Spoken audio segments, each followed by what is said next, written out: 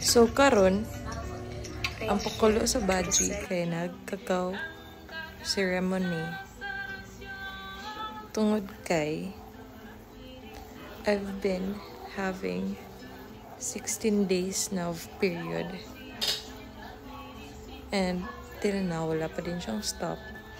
So, I think I need some ritual. Pero nag-ukay-ukay rata sa atong gisundog na cacao ceremony online. Dungog tubig. Actually, ang ending ani, nagdungag ra Japon kong tubig. Kay grabe ra ka katik ako ang kakayaw. So, kinahanglan focus na diha. Kay, nga na ang gidaw na ritual. Kinahanglan mag-set yung intentions. I haven't been to a cacao ceremony pa. So, wala. Practice on my own lang ni siya. Kay, yung sa girl, wala pa tayo budget for now. Unemployed pa mo auntie. And yes. Still okay. And nag-add ako ng honey.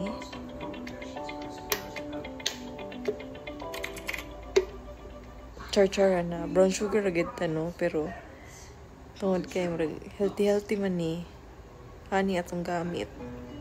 Dapat daw dates. Pero wapo kailaan ng dates. Wapo katilaw.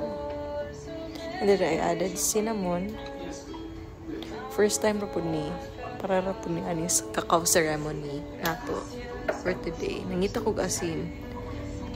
Kuha ko ng daan nga asin, hindi ko kaabot. So, nagkuha ko bago. And then, you have sage there.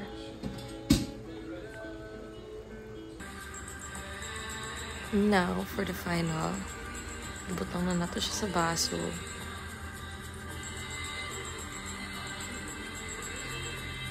Sakto pod kay nag-ulan-ulan karon.